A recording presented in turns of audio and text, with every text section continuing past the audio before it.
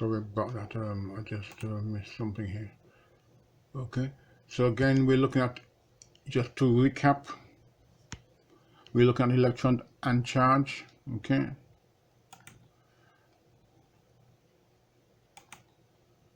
and here we have atoms.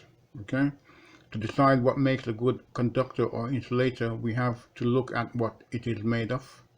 Orbiting electrons, that's the nucleus of our atom, and that's and these are the neutrons, protons.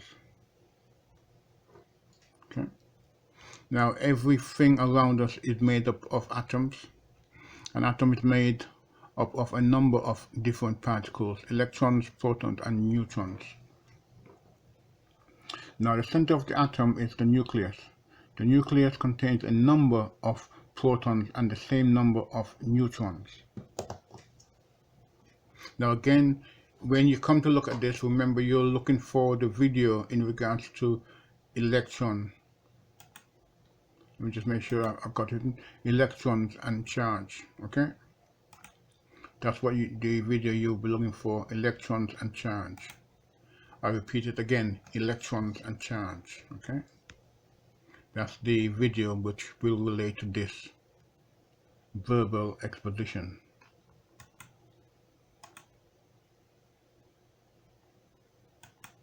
Now atoms. Protons have a positive electrical charge, as we can see from the previous diagram. Electrons have a negative electrical charge. The electrons are held in their orbit by the attraction that each of the electrical charges has for each other. Protons attract electrons. Okay.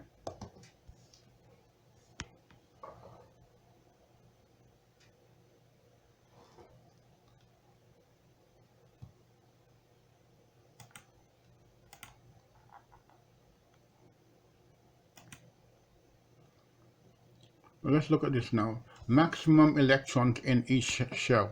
Okay. Maximum number of electrons in each shell is capable of holding. Okay. So with the outer shell, you can see that it holds a 32. And again, with respect to the nucleus, the inner shell, as you get closer, it holds 18. Now the electrons are held in their orbit by the attraction that each electrical charge has for one another. The distance away from the nucleus varies according to the energy the electrons have. Electrons orbit in levels or shells that are given labels K, L, M, and N. There is a set number of electrons that inhabit each level. You can see that N holds the largest number of electrons.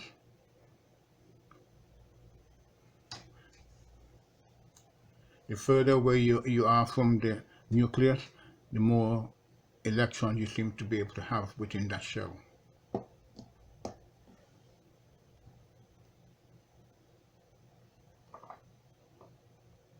Okay.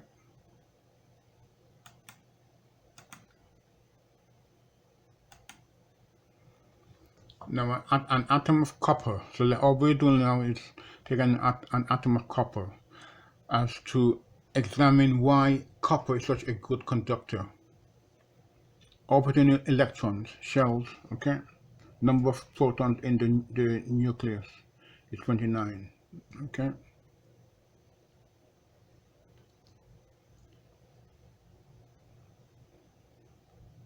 Now here in the outer one you only have one. Okay, as you get closer you have more. Okay.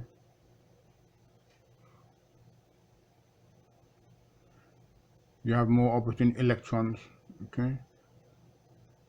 As you get closer, so you can see that there's 29 number of protons in the nucleus is 29 protons in the nucleus. Okay. And this is just looking at one atom of copper. Okay.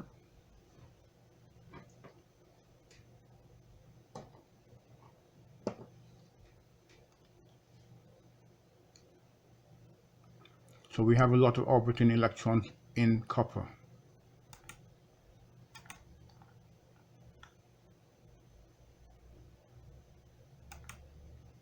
Now, atom of copper. Now, electrons and protons have electrical charge, and if there becomes an imbalance between the two, the atom becomes electrically charged.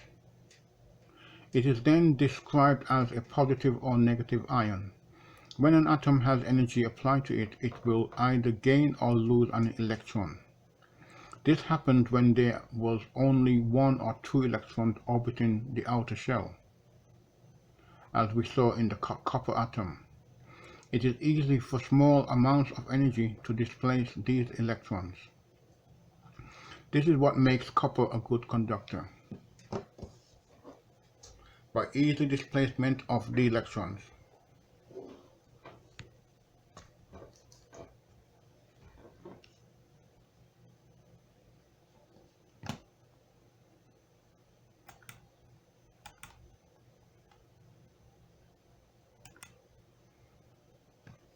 Now let's look at an atom of helium.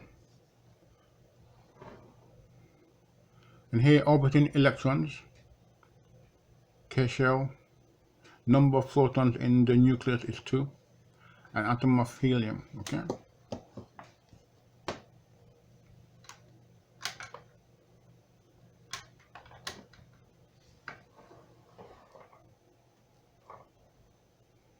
Now, helium has a full outer shell and is therefore very stable, so it is difficult for it to react when energy is applied to it. This makes it a good insulator. When electrons form part of a complete shell, as with the helium, they are said to be bonded electrons. When the shell is not full, as with the copper, the electrons are called free electrons. Okay?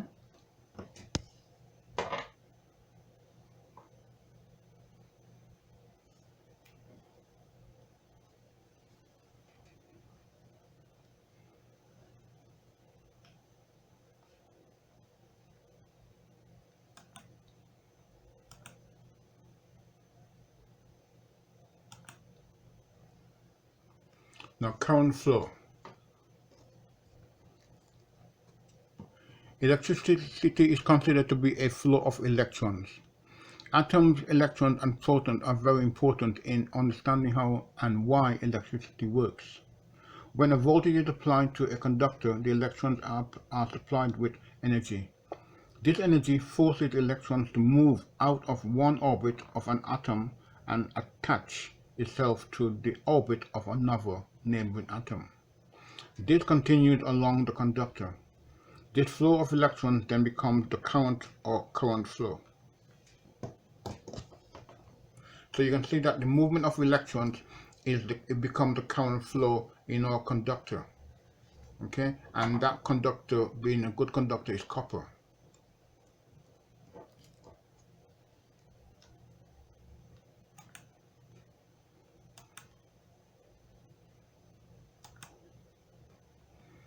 Now, current flow, section of conductor, example copper. Now, electron flow. Now, electron flows from negative to positive. Okay, and this is showing conventional current flow, but electron flow, you can see it here. Okay, it's flowing that way. Okay, electron flow.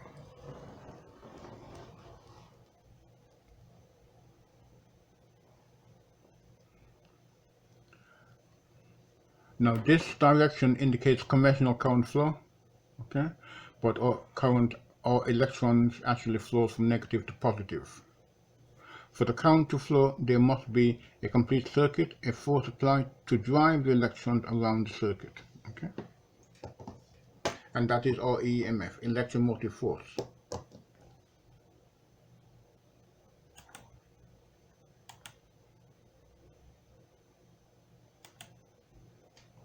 Now we look at current flow, okay. For current to flow, there must be a source of energy, a generator, etc., a load, which could be a lamp, etc., a means of transmitting wires, etc. And this is simply our circuit here that shows you that, okay?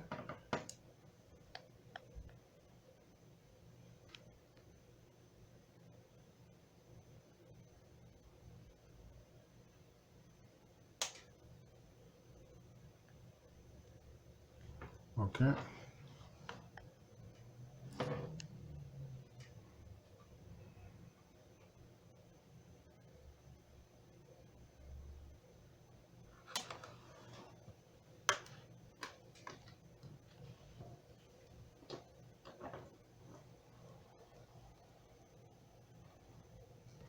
Now move back a bit, pan back a bit. The direction of the current has two terms. Conventional current flow, which starts at the positive terminal, flows around the circuit and returns to the negative terminal. Electron flow, which is a flow of electrons, meaning that the current actually flows from the negative to the positive terminal.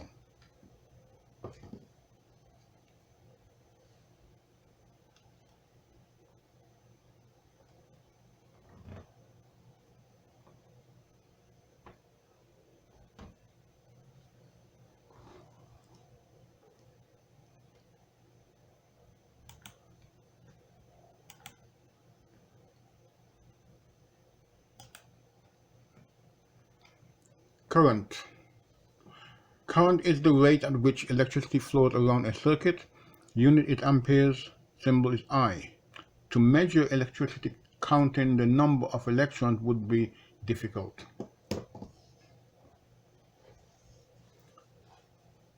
Well, nigh impossible. The unit of electrical energy quantity is a coulomb. Unit is coulomb C, symbol is Q. A coulomb is defined as the quantity of electricity passing a certain point in a circuit when a current of 1 ampere is maintained for 1 second. So again here we're using coulombs, the symbol Q, to indicate the quantity of electricity that will pass through at any one point. For 1 ampere is maintained for 1 second.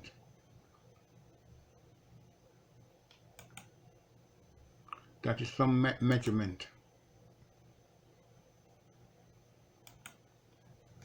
Here now, measuring current.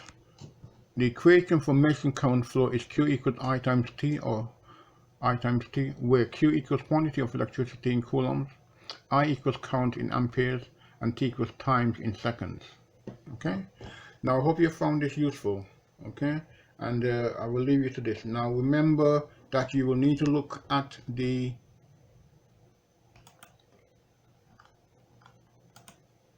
electrons and charge video. I repeat, the electrons and charge video, session 1 basically. Okay? And again here, I hope you found this useful, and have a good day. Bye bye.